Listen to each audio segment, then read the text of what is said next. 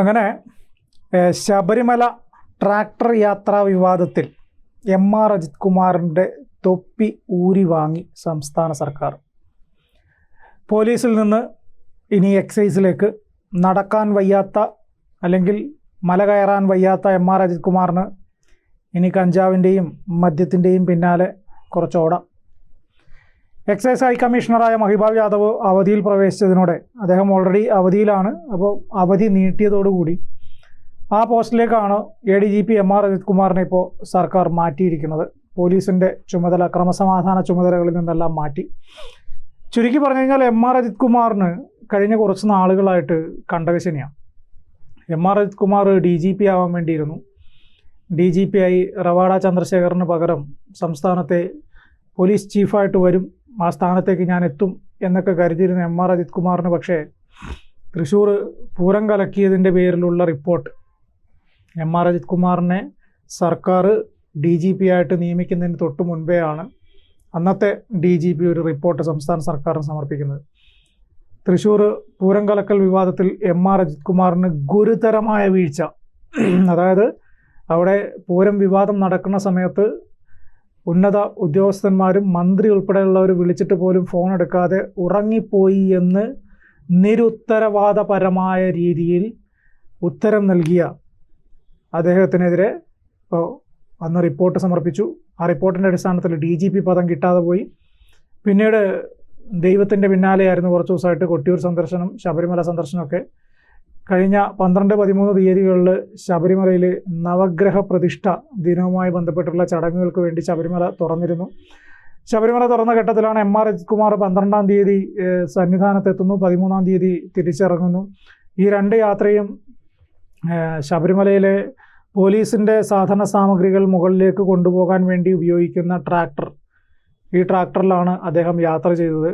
അതിൽ വളരെ തന്ത്രപരമായിട്ട് ആരാലും പിടിക്കപ്പെടില്ല എന്ന് കരുതിയാണ് അദ്ദേഹം യാത്ര ചെയ്തത്. അതായത് സ്വാമി അയ്യപ്പൻ റോഡ് കയറി കഴിഞ്ഞാൽ ആദ്യത്തെ വളവ് കഴിഞ്ഞ് കഴിഞ്ഞാൽ പിന്നെ CCTV ഇല്ല. പിന്നെ CCTV ഉള്ളത് അങ്ങ് മുകളിലാണ്. ഇടയ്ക്കുള്ള 1-2 CCTVകൾ വർക്ക് ചെയ്യാറില്ല എന്നുള്ളതായിരുന്നു എം.ആർ. അജിത് കുമാറിൻ്റെ ധാരണ. അങ്ങനെ സ്വാമി അയ്യപ്പൻ റോഡിലെ 1-ാം വളവ് കഴിഞ്ഞിട്ടാണ് എം.ആർ. അജിത് കുമാർ പോലീസിൻ്റെ ട്രാക്ടറിൽ കയറി സന്നിധാനത്തെ നടപ്പന്തലിൽ എത്തുന്നതിന് മുമ്പായിട്ട് ചെരുപ്പൊക്കെ വെക്കുന്ന സ്ഥലത്ത് CCTV, അവിടെ മുതൽ CCTV ഉണ്ട് എന്നറിയാവുന്ന അജിത് കുമാർ അതിന് കുറച്ച് മുന്നേ തന്നെ ട്രാക്ടറിൽ നിന്നിറങ്ങി സ്വാമിയേ ശരണമയ്യപ്പോ എന്നും വിളിച്ച് നടന്ന് അയ്യപ്പനെയൊക്കെ കണ്ട് തൊഴുത് മാളികപ്പുറത്തൊക്കെ പോയി അവിടെ താമസമൊക്കെ കഴിഞ്ഞ് തിരിച്ച് ഇറങ്ങിയപ്പം അയ്യപ്പൻ്റെ വക ഒരു കൊട്ട്. അങ്ങനെ നീ നടക്കാനും ഇരിക്കാനും കഴിയാത്ത ആളുകൾ മുഴുവൻ സന്നിധാനത്തേക്ക് എന്നെ കാണാൻ അവർക്ക് ആവുന്ന വിധത്തിൽ കയറി വരുന്ന ഘട്ടത്തിൽ നീ ട്രാക്ടറിൽ വന്ന് സുഖിച്ചിട്ട് തിരിച്ചു പോകണ്ട എന്നൊരു തീരുമാനം അയ്യപ്പൻ അങ്ങ് എടുത്തു. അതിൻ്റെ ഭാഗമായി സന്നിധാനത്തൊക്കെ ഇറങ്ങി തിരുവനന്തപുരത്ത് എത്തുമ്പോഴേക്ക് ഏതോ ഒരു വിരുദ്ധൻ ഈ എം.ആർ. അജിത് കുമാറിൻ്റെ ട്രാക്ടർ യാത്രയുടെ ഒരു ഫോട്ടോ തിരുവിതാംകൂർ ദേവസ്വം ബോർഡിൻ്റെ പ്രസിഡന്റിനും അതിൻ്റെ ഉത്തരവാദിത്തപ്പെട്ട ആളുകൾക്കും അയച്ചു കൊടുക്കുന്നു. അവർ ഈ വിവരം ഒരു റിപ്പോർട്ടായിട്ട് നടപടി ആവശ്യപ്പെട്ട് അല്ലെങ്കിൽ ഇതിൽ എന്ത് ചെയ്യാം എന്ന് നോക്കി ഹൈക്കോടതിയെ അറിയിക്കുന്നു. ഹൈക്കോടതിയിൽ ഈ വിഷയം എത്തുമ്പോൾ വിശദമായ റിപ്പോർട്ട് സമർപ്പിക്കാൻ തിരുവിതാംകൂർ ദേവസ്വം ബോർഡിനോട് ഹൈക്കോടതി ഉത്തരവിടുന്നു. തിരുവിതാംകൂർ ദേവസ്വം ബോർഡ് കൃത്യമായിട്ട് ഇദ്ദേഹത്തിൻ്റെ ഭാഗത്ത് നിന്ന് വീഴ്ച സംഭവിച്ചിട്ടുണ്ട് എന്ന് പറഞ്ഞ റിപ്പോർട്ട് സമർപ്പിക്കുന്നു. ഇനി ഈ കേസ് വീണ്ടും പരിഗണിക്കാൻ വേണ്ടി മാറ്റിയിട്ടുണ്ട്. സർക്കാരിൻ്റെ വിശദീകരണം ആ സമയത്ത് കൊടുക്കേണ്ടി വരും. അങ്ങനെ ഈ കേസ് വീണ്ടും പരിഗണിക്കുന്ന ഘട്ടത്തിലാണ് സർക്കാർ ഈ വിഷയവുമായി ബന്ധപ്പെട്ടിട്ട് എം.ആർ. അജിത് കുമാറിനെതിരെ നടപടിയെടുത്തിട്ടുണ്ട്. ക്രമസമാധാന ചുമതലകളിൽ നിന്ന് അദ്ദേഹത്തെ നീക്കം ചെയ്തു, പകരം എക്സൈസിലേക്ക് മാറ്റി എന്നൊരു റിപ്പോർട്ട് ഹൈക്കോടതിയിൽ കൊടുക്കും. നമ്മൾ മനസ്സിലാക്കേണ്ട ഒരു കാര്യം, 12 വർഷങ്ങൾക്ക് മുമ്പ് ശബരിമലയിൽ ഈ ട്രാക്ടർ യാത്ര ചെയ്യുന്ന പരിപാടി അവസാനിപ്പിക്കണം എന്ന് അവിടെ ഡോളി ജോലികൾ ചെയ്യുന്ന നിരവധി സാധാരണക്കാരായ മനുഷ്യരുണ്ട്. അവരുടെ ഒരു ഹർജി ഹൈക്കോടതിയിൽ എത്തുന്നത് നമുക്കറിയാം.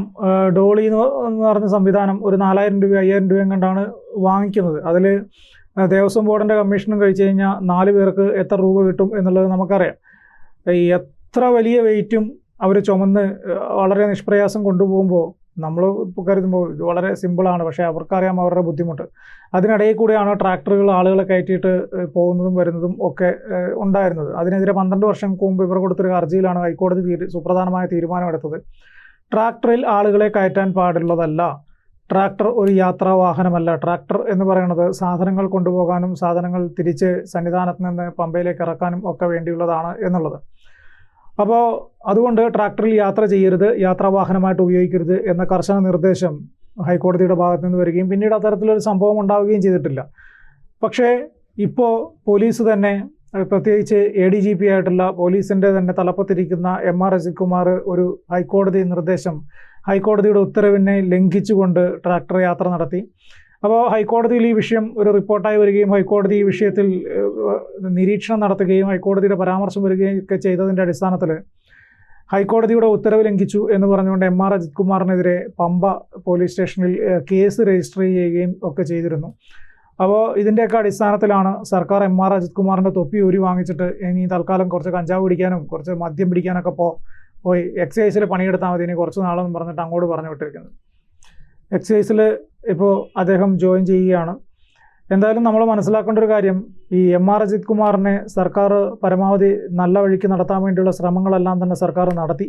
പക്ഷേ പല ഘട്ടങ്ങളിലും MR അജിത് കുമാറിൻ്റെ പെരുമാറ്റങ്ങൾ, MR അജിത് കുമാറിൻ്റെ രീതികളെല്ലാം സർക്കാരിന് പോലും അദ്ദേഹത്തെ സംരക്ഷിക്കാൻ പറ്റാത്ത വിധത്തിലായി എന്നുള്ളതാണ് വസ്തുത. അതുകൊണ്ടാണല്ലോ DGP ആവാൻ വേണ്ടി ഒരാഴ്ച മാത്രം ബാക്കിയുള്ള ഘട്ടത്തിൽ ഈ DGP ആകാൻ വേണ്ടി എല്ലാ പേപ്പറുകളും കാര്യങ്ങളും എല്ലാം മുന്നോട്ട് നീക്കിക്കൊണ്ടിരുന്ന MR അജിത് കുമാറിന് ഇടുത്തി പോലെ തൃശ്ശൂരിലെ പൂരം കലക്കൽ റിപ്പോർട്ട് തലയിൽ വന്ന് വീണത്. നമ്മൾ മനസ്സിലാക്കണം, തൃശ്ശൂർ പൂരത്തിൻ്റെ ചുമതലയുള്ള ഉദ്യോഗസ്ഥൻ ADGP ആയിട്ടുള്ള MR അജിത് കുമാർ തിരുവനന്തപുരത്ത് നിന്ന് തൃശ്ശൂർ എത്തിയിട്ട് റൂമിൽ പോയി കിടന്നുറങ്ങുകയാണ്. തൃശ്ശൂർ പൂരവുമായി ബന്ധപ്പെട്ടിട്ട് പോലീസും അവിടുത്തെ പൂരം നടത്തിപ്പുകാരും ഒക്കെ തമ്മിലുള്ള വിഷയം. ഈ ഒരു ഘട്ടത്തിൽ ഇതിൻ്റെ ചുമതലയിലുള്ള ഉദ്യോഗസ്ഥനെ മന്ത്രിയും കളക്ടറും ഒക്കെ മാറി മാറി വിളിക്കുന്നു. അദ്ദേഹം ഫോൺ എടുക്കാൻ തയ്യാറാവുന്നില്ല. പിന്നീട് DGP എന്താണ് വിഷയം എന്നന്വേഷിച്ചപ്പോൾ സർ ഞാൻ ഉറങ്ങിപ്പോയതാണ് എന്ന് മറുപടി നൽകുക. ഒരു ഉത്തരവാദിത്തപ്പെട്ട ഒരു പോലീസ് ഉദ്യോഗസ്ഥനാണ് ഇത്ര ഗൗരവകരമായ ഒരു വിഷയം നടക്കുമ്പോൾ ഉറങ്ങിപ്പോയി എന്ന് വളരെ ലാഘവത്തോടു കൂടി മറുപടി കൊടുക്കുന്നത്.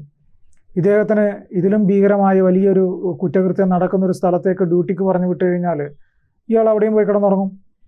അപ്പോൾ കൃത്യമായിട്ട് പോലീസ് സേനയ്ക്ക് ഒരു നിയന്ത്രണം വേണ്ട, അല്ലെങ്കിൽ പോലീസ് സേനയെ കൃത്യമായിട്ട് നിയോഗിക്കേണ്ട ഒരു സാഹചര്യത്തിൽ അതിന് നിയോഗിക്കപ്പെട്ട ഒരു ഉദ്യോഗസ്ഥൻ പോയി കിടന്നുറങ്ങിക്കഴിഞ്ഞാൽ സേന തലവനില്ലാതെ അവർക്ക് തോന്നിയതുപോലൊക്കെ ചെയ്യും. സ്വാഭാവികമായിട്ടും ഏതെങ്കിലും ഒരു പോലീസുകാരൻ്റെ ഭാഗത്ത് നിന്നൊരു വീഴ്ച ഉണ്ടായിക്കഴിഞ്ഞാൽ അത് സർക്കാർ പ്രതിസന്ധിയിലാവും. സർക്കാർ തന്നെ ചിലപ്പോൾ താഴെ പോകുന്ന സാഹചര്യത്തിലേക്ക് വരും.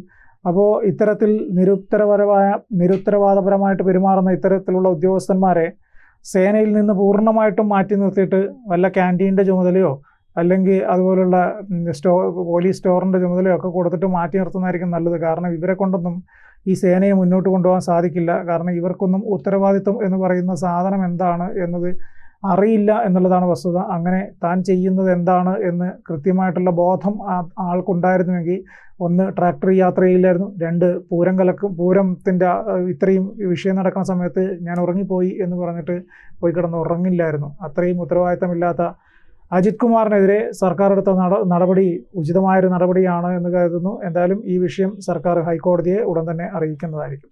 കൂടുതൽ വാർത്തകളും വിശേഷങ്ങളും നിങ്ങളിലേക്ക് എത്താൻ ABC മലയാളം സബ്സ്ക്രൈബ് ചെയ്യുക, ബെൽ ബട്ടണും അമർത്തുക.